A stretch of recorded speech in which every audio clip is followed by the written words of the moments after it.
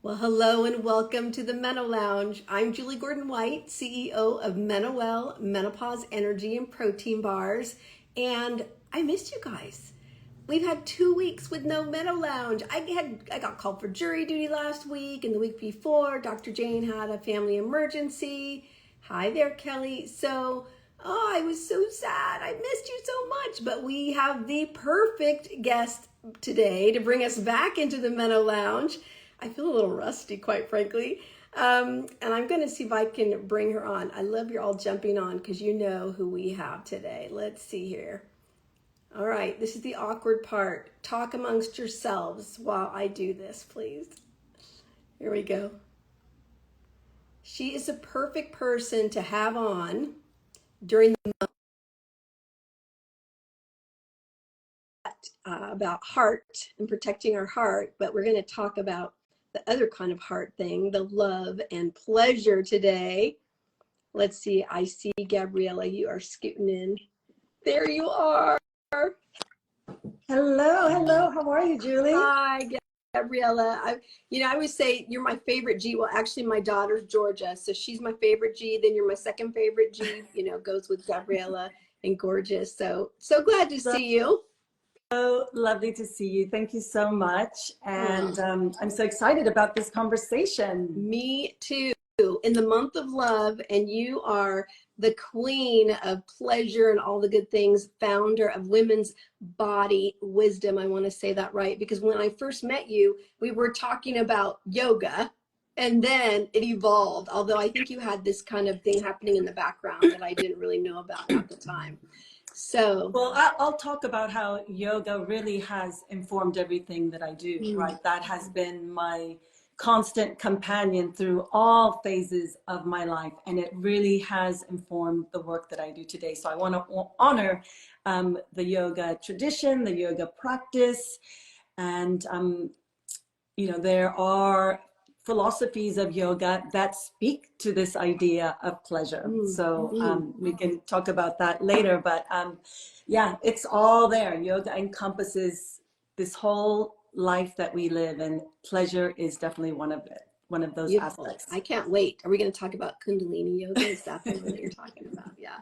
All kinds of things behind there. But before we jump in, I think, we're talking today about finding pleasure in the pause, finding pleasure during midlife, bringing it into our experience and journey in menopause. So should we define what you mean by pleasure? Because I think, it has a connotation that we think of immediately, but I know you have other layers to that. Yeah.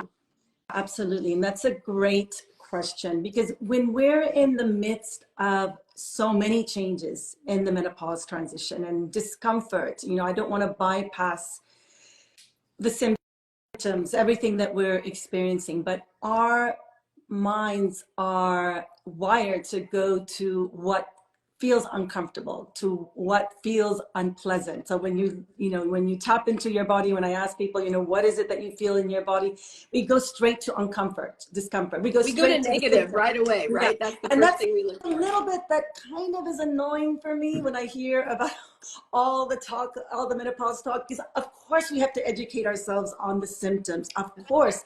But I think we can get so mired in them that we just live in this constellation of symptoms all the time. But when we allow ourselves, we are wired to feel pleasure. So for me, pleasure is a sense of goodness, a sense of aliveness, a sense of vitality that we hold innately in our bodies. And we have access to that if we just allow ourselves the right intention, the right time, the right awareness.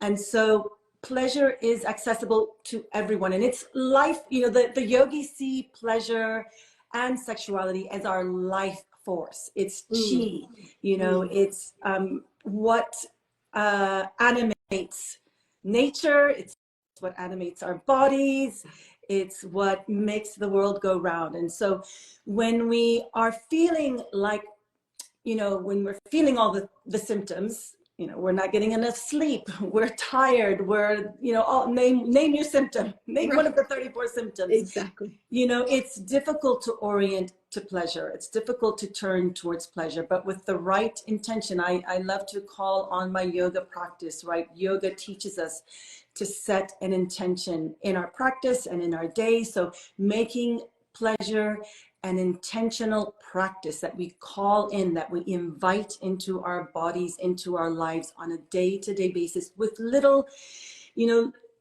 small kind of intentional ways. We're not going straight to sexual pleasure because, you have to speak truth. It's hard to go there when you are in the midst Right. of, when one of those specific symptoms is kicking in and the Mojave Desert is happening. Yeah.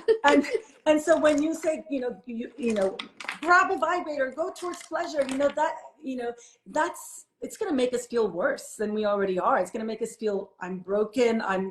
This is my body. Some of my body's giving up on me. But when we turn to goodness, when we turn to vitality, when we turn to that sense of aliveness that is within us, then we can start cultivating it intentionally, little by little, every day. And so it just starts with setting pleasure as a daily intention. And so an intention is a short, positive statement of intent that's inspired by your wish to heal, to change, or to enhance an aspect of your life. So it's not, I don't think, for me, intention setting is not something you can think yourself into. It's really something you feel yourself into. It's an embodied practice. That means that intention lives in you as an energetic quality, as a stirring of your heart's deepest longing and desire.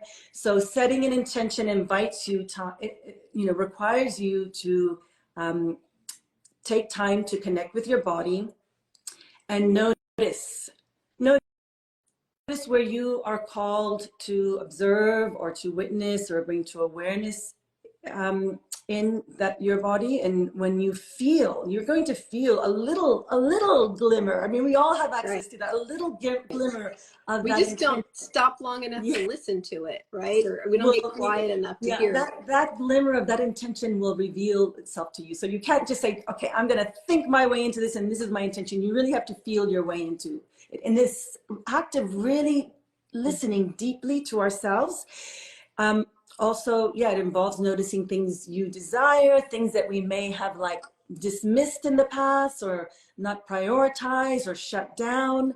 So it can be very, very vulnerable, right? It can be a very vulnerable process, but I feel it's a very healing and a very enlivening process. So I agree. And intentions are so powerful. I've always used them, but I love what you're saying about embodying them, because I have come to my daily intentions from a thinking place, usually, from up here, not always from here, but I let it drop from a thought, an idea. Oh, here's my intention. I need to focus on this. This is what I need to take care of, or who today, to like, oh, how does that feel? Does that feel right? Like that feels off. Like today's not the day for that. I'm not, my energy is not aligned to handle that situation, or like, let's go. Right. So what do you think about coming at it from that place? Because I can't always access it from the other. Yes, exactly. That's you said it perfectly. You have to involve the mind, and you have to start from a cognitive place, of course, right? And then really dropping in and feeling, whether that is really what you truly want to call in, right? Where does that reside in you? Where does that intention live in your body? Is it a heartfelt intention? Is it live in your belly? What does it feel like? What is the quality of it? I think when you drop into the quality of that intention, you can cultivate it more. You can, expand it more. You can, focus on that intention as like I said, as an energetic quality or as a sensation. And with certain practices, mind body practices like breath work, visualization, meditation, I love using the the visual of like, it spreads like food coloring throughout your body. So you can start here in your heart, And then, you know, with the right intention, with the right practice, you can just spread that sense of pleasure, or that intention that you're setting throughout your body, like food coloring. And then it spreads and out into your daily actions, I can right? actually feel that when you say that, when you say, food coloring, I can literally feel, or like honey, or, color, or something like that coming through. And that's so much more powerful way to operate versus straight to-dos, right? Straight, got to take care of this today, but where are you aligned? Now, there's days when we have to just do what we have to do, right? But even bringing in the word that you use that I love is quality, because when you have that quality behind that intention, or even at that to do, it brings it to a whole different level, doesn't it? Not just checking the boxes. Yeah. And so you could start in your mind with the idea, but how can I invite more pleasure into my life, into my daily life? And instead of like making the list, which, lists are good, and checking them off. I get a lot of pleasure out of checking those things off, right? Instead of making it another thing on your to-do list, really kind of feel into it, right? Feel into it. Again, observe the quality, and then from there, create that intention. And you can write it down, whatever comes up. So you can go from here to here, and maybe something else bubbles up to the surface. You write it down, you look at your intention, you let yourself, your body, you let the words land in your body, right? Some people are very visual. So just by looking at your intention on a piece of paper, taking a few rounds of breath, and then really considering it, really taking it into your day, That's how you go about setting an intention. I love that. It's so important. I don't want anyone to skip over it, because it can feel like, oh, that's just a yoga thing, or something like that, a spiritual thing. But actually, it really shapes our whole lives. It shapes our days. It shapes our businesses. It shapes our relationships.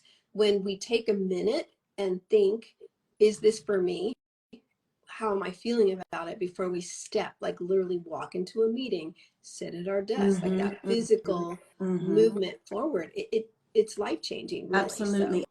And what you're doing is you're creating, there's a whole, science behind it. You're creating new pathways in your brain, new neural pathways to orient to that intention, right? It's like you veer off, and like something in your body reminds you to get back on what we said. Yeah.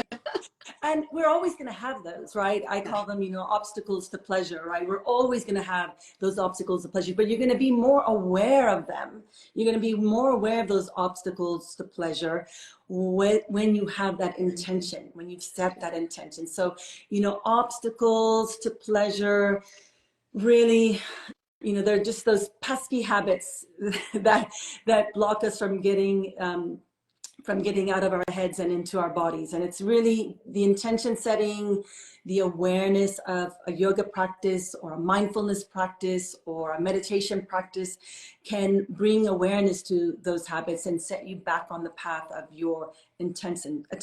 So you make it a practice. So you're present to sensation on every level when you veer off of that intention. So, endless to-do tasks, the habits that block pleasure, endless to-do tasks, stress and overwhelm, negative self-talk. we're all guilty. Well, and especially all these things in midlife, right? Because we are filled with tasks to do, generally, taking care of ourselves, other people, work, career, business, on. Our bodies. Hello, that was kind of at the bottom of the list. Why did I say that last, right? But and it's hard. It's hard not to just do the thing that we are used to doing all the time. So why, Gabriela, in midlife, can you just expand on, is it so much more important that we connect to this idea of pleasure to navigate through menopause, when we're doing all the things and not really always feeling so great? So orienting towards pleasure in midlife allows you, like I said, to create new neural pathways to experience pleasure in all aspects of your life. And if you want to increase more sexual pleasure, and we can talk about sexual pleasure, right? It allows you to slowly build up to a satisfying and fulfilling sexual life as well. So when you start, so again, when I work with clients and they come to me and they're like, my libido is shot. I don't feel, I don't feel any kind of sexual pleasure. I'm not there. My sex life is over. We start here. We start very simply with setting the intention of introducing pleasure into everyday life, simple things. It can be sensory pleasure, tapping into the five senses. It can be enjoying a cup of tea. It can be spending time in nature, moving your body, so many, wearing your favorite color, starting a self-pleasure practice, which we can talk about.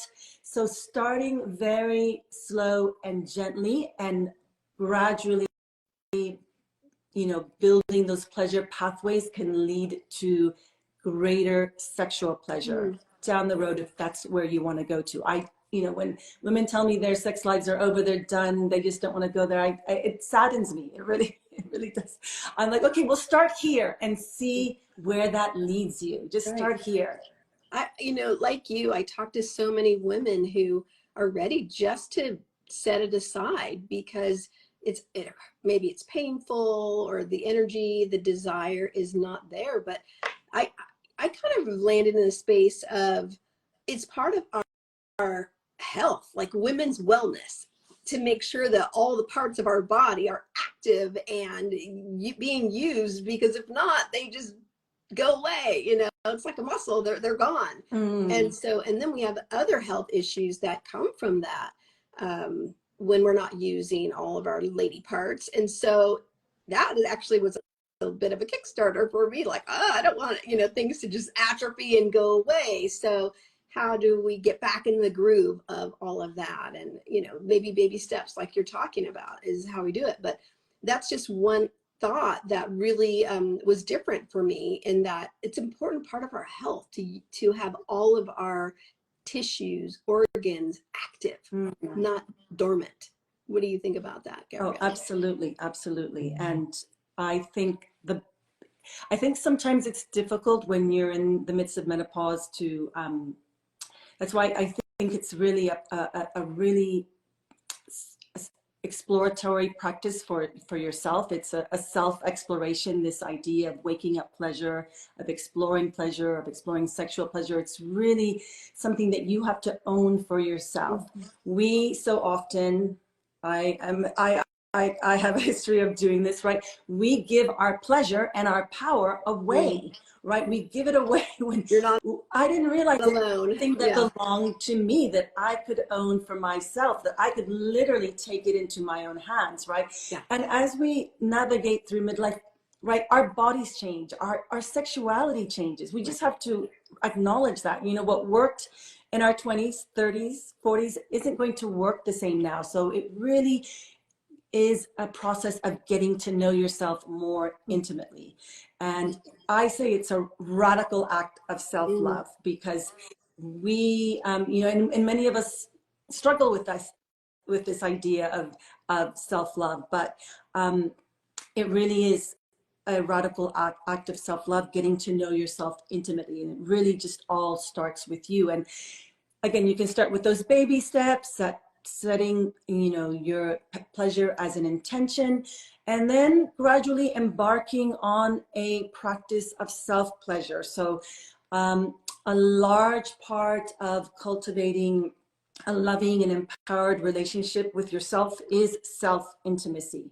And so, as I mentioned, as our bodies change and evolve in midlife, we have to know ourselves in a different way. We have to get to know ourselves, and what's changed. And starting a self-pleasure practice is a wonderful way to connect with your body and get to know yourself sensually and sexually. So what self-pleasure does, it invites curiosity to what feels good, to what feels pleasurable, to what turns you on, and considers the whole body. So we're not starting at the genitals. Right. We're starting, your whole body is a pleasure zone. Right. Your whole body has access Gabriela, to pleasure. I think that's a big piece, because so many women in menopause or perimenopause, are focused on the act, the one act versus, I don't want to say all the words because we don't want to get our Instagram shut down today, but versus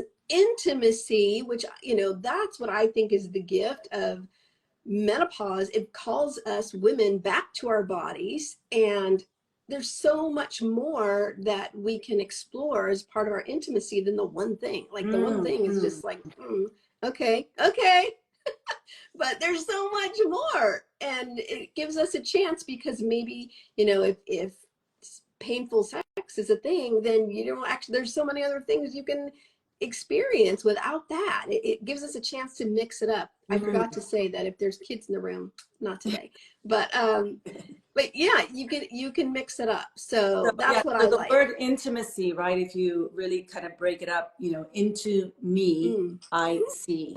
Into me, I see. And it is really that act of reconnecting with yourself and getting to know yourself better and establishing that intimate relationship with yourself.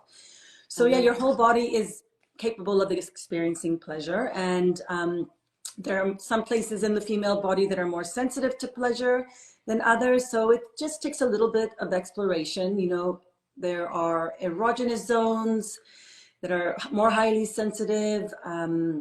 So giving yourself the time and space to explore that through touch, through breath, through movement, through journaling, right? Even journaling is a great way to do that. I have on my Linktree, I have a 7-day pleasure body journal. So it's a 7 days of journaling prompts that allows you to explore your relationship to pleasure, what it means to you, right? What it means to you. I highly, highly recommend starting there and then exploring, right? Self-pleasure. There's no right way or wrong way to do it. And it is really about using those aspects of journaling, breath, movement, touch, and exploring what there is to be felt and what really lights you up. And then you can communicate this to a partner if you wish, and notice how that really changes the dynamic, right? Dynamic between you and a partner. Especially if you've been in a long-term relationship. Why did I say it like that? Long, right? I'm coming up on my 33rd wedding anniversary. Whoa. Yep. Gabriela, I know you've been with your husband a long time also. Yeah, we're heading into 23. Yeah. 23. Right. So, and that's another opening, no pun intended, another opening to really have a conversation that maybe you haven't had or is overdue, right? Yeah. I mean, when I was going through, I literally woke up one day when I was in perimenopause and it was like the light switched off, the libido light switched off. It was gone. I had no idea what was happening. I had no idea. I realized I knew so little about my body, so little, because I had given that pleasure away. I had put it in the hands of someone else, right? And that worked. That was great for a while, but then until it didn't, until it just stopped. And then I really had to go through this process of getting to know myself. I started a self-pleasure practice, and I told my husband, right, this is something I'm doing for myself. I know so little about my body, and I want to know more about what lights me up, what turns me on, and it's only going to help us in the long run. So he was fine with that, didn't feel intimidated. He now gets to the point where, like, you haven't done your self-pleasure practice, have you, Gabriela? He's like, I can tell you're cranky. Is that what that means? And I'm like, repelled by any advancement. It's like, Gabriela, you haven't been doing your self-pleasure practice. I love it. Isn't that funny? But I love that you actually shared that, because a lot of women would have a hard time actually making that announcement. Oh, by the way, I've started a new practice here. Yeah. And also at the time, because I did certify as a sexuality coach, once I started down that route, it did take, prioritizing my pleasure and prioritizing investing in my pleasure. So I was investing in my pleasure. I have invested quite a bit in my pleasure as a coach and as a means of self-exploration.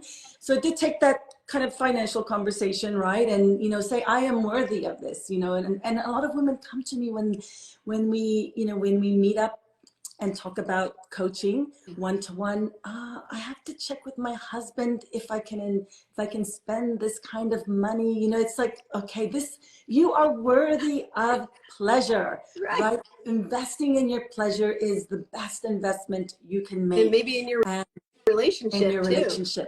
Exactly.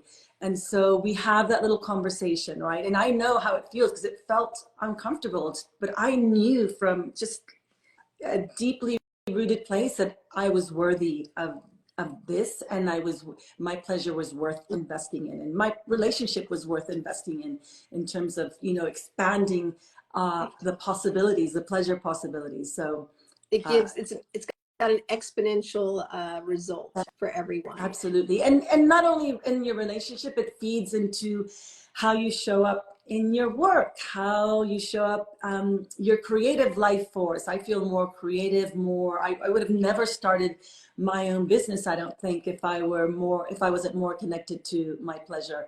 And so I think it expands so many other possibilities, how you show up for your work, for your life, for your family, for your community.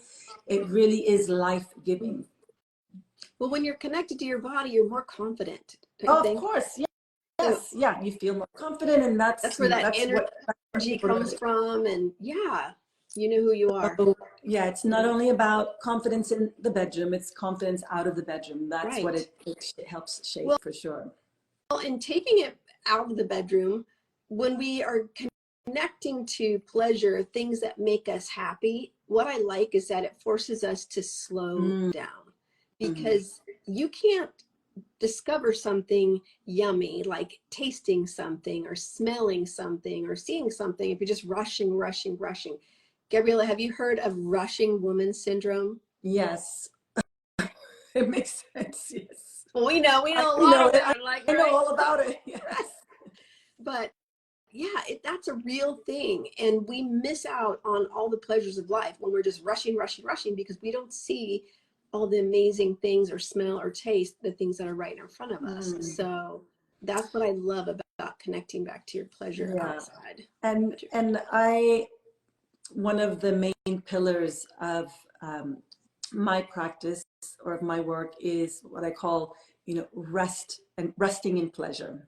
Resting in pleasure, R.I.P., but not the other, but resting in pleasure. And really, life can feel so full, and we have our foot on the accelerator, and all the things are happening. Our nervous systems are on high alert. Our minds are buzzing. It's so hard. It's so easy to turn away from pleasure, and we have no time. We're too tired. It just doesn't matter.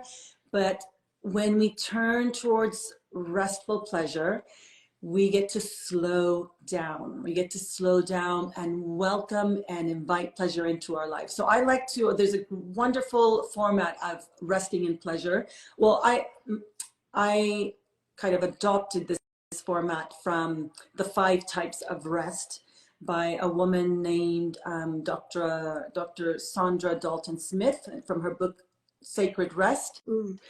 So I incorporate her 5 types of rest into my rest and pleasure kind of modality. So the 5 types of rest, because you need to be relaxed in order to be receptive to pleasure. That's what we realize. If you're constantly in rushing women's syndrome and you're in your head, you're not in your body, you're not going to be receptive to it. You can't. Aren't, right? You won't see all signals are off. All signals are off. So good. I'm excited to hear those 5. Starting off with rest. There's physical rest, right? So practicing restorative yoga or yoga nidra, a walk in nature, maybe just closing your eyes for 20 minutes of uninterrupted rest.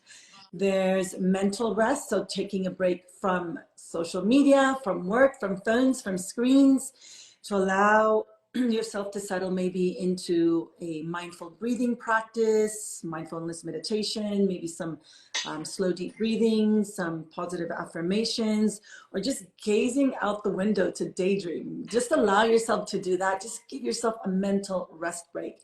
Then there's sensory rest. So finding time to engage with the five senses, sight, touch, taste, hearing, smell. It could be listening to music, a delicious home cooked meal, the touch of a loved one. And then there's emotional rest, right? Putting your thoughts into a journal, right? Letting it all come up and have some kind of way to process. So putting your thoughts into a journal, voicing your thoughts to a friend or a therapist or a coach. And then social rest. You know, I always love this, especially when we get together at, you know, different gatherings, you know, surrounding yourself with positive and supportive people. Really, just that always fills me up, just fills up my cup, right? And then, but you also have to set your boundaries with friends and family, and excuse yourself from extended social gatherings if it gets to be too much, taking, you know, time out for you. Right. And then finally, the last one is creative rest. So engaging in a creative hobby, such as writing, painting, photography, dancing. So when we broaden the lens of rest, you know, because some women just say, I can't rest. I can't afford stop. to take a I can't sit down. I I can't do hear that all the time. But I can't. how about if we widen the lens of rest and see it in these other ways? Because those types of rest do benefit us in so many ways. Bring us into that parasympathetic state, allow us to feel connected to ourselves and to others. And so we start there, because a relaxed body is a pleasured body. That's so good. And Carlika, thank you so much for, she wrote all those in the chat. So if you want to go back and look at all the 5 types of rest that Thank you, Carlika. You see Carlika. So yeah, that's so delicious. Yes, I love that as the foundation of pleasure, because without rest, we cannot relax enough. We can't connect. And that's not just in the bedroom, outside, you know, at your desk, when you got a whole day ahead of you. And if you cannot relax in the moment, you can't set the intention of who you're going to be, how you're going to show up for your team, or in your meeting with a client, with a customer, all of those things. So really delicious, Gabriela. I always feel like we could just like talk and talk and talk. I wrote down, I know you had tips, but we kind of wove them all into all the things that we talked about. All in, yeah. I don't know what else I would say. I wrote a blog post today about the importance of sex education for midlife women, right? And weaving this into the idea of pleasure and in the broader sense, because again, it's sort of shifting what we were taught so little about pleasure and our sexual health when we were young. So it really shifts the lens on pleasure and sexuality, especially when we're experiencing those changes that affect, you know, the whole constellation of symptoms, the genitourinary syndrome of menopause. We know all of those, you know, dryness, pain, irritation, urinary UTIs, right? Frequent urination, you know, all the things.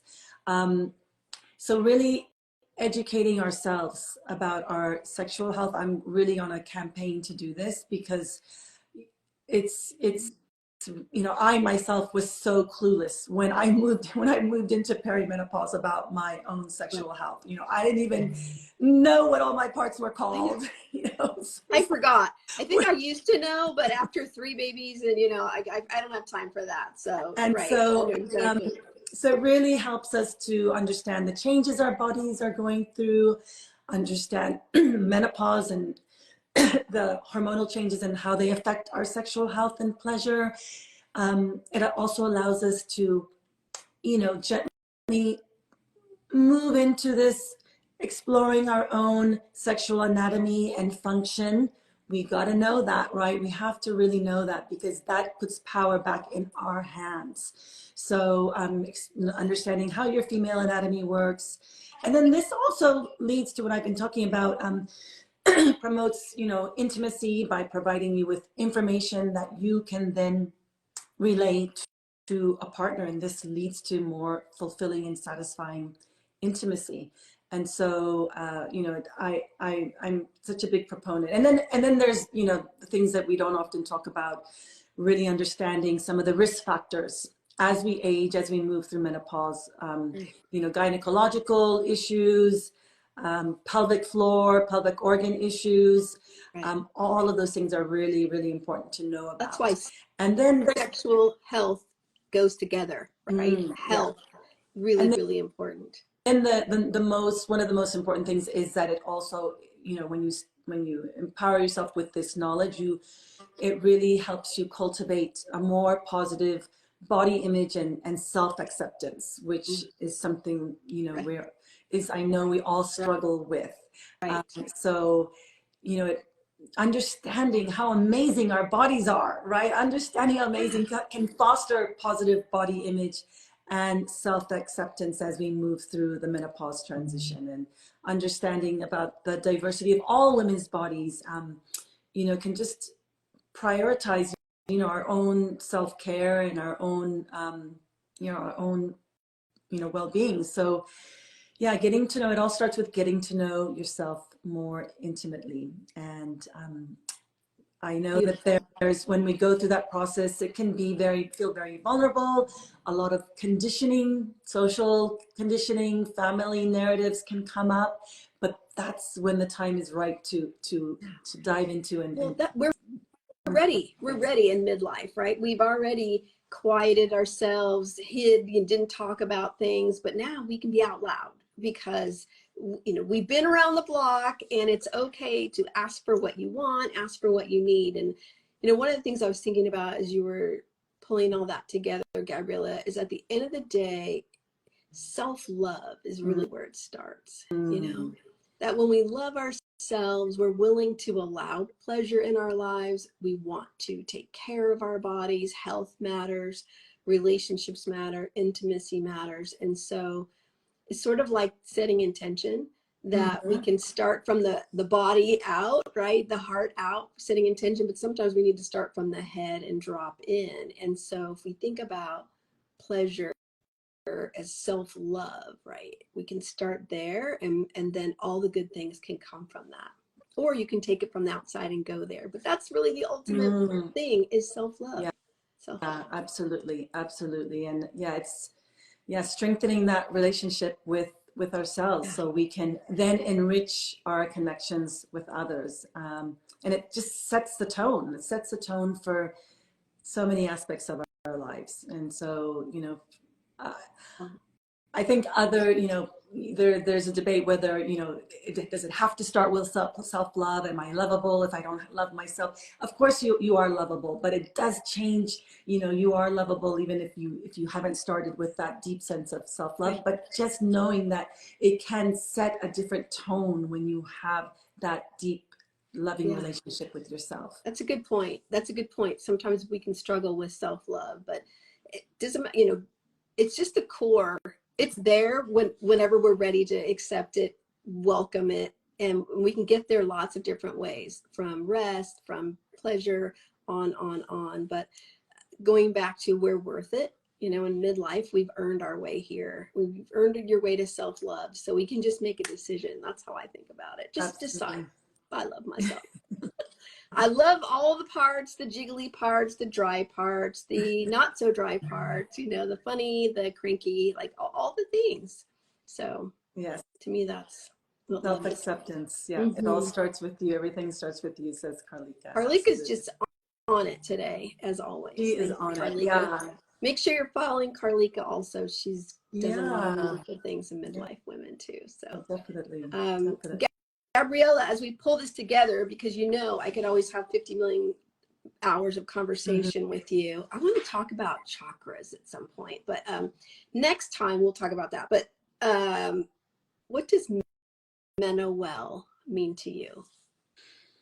Oh, Well, yeah. I think it's really that, starting from that place of self-love and moving into, um, you know, moving into a finding pleasure. That's why I love the hashtag pleasure in the pause, really finding pleasure in those moments of stillness, of quiet, of those in-between spaces, and really using that as a starting point to menopause well, right? Using that as you're putting pleasure in the driving seat, right? And really making it, inviting it, and making pleasure an intentional practice that you invite into your life every day. And I think you will see, and pleasure makes room. When you do that, you make room for the discomforts, and the not so comfortable aspects of menopause, right? We're not bypassing that,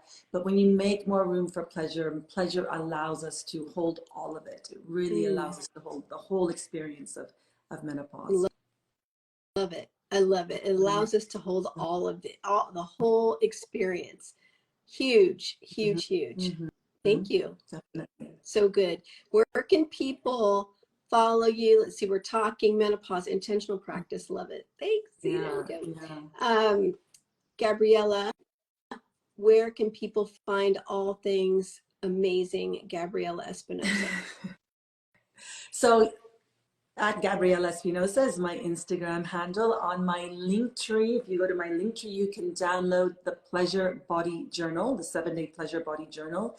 And that, when you do that, you're on my mailing list, and I send out an email every week with tips and, inspiration on how to live a life of pleasure and how to find pleasure in the pause. And I will be, I think I did announce last week, and I'm working on that, of starting a podcast where I talk, it's mostly some self-reflection. It's mostly me talking, some solo podcasts, which I will load up onto a YouTube channel. I'm starting a YouTube channel, so that's going to be coming soon. Awesome. And doing all those little things just to sort of widen my reach, so that Instagram doesn't censor me. I know, right?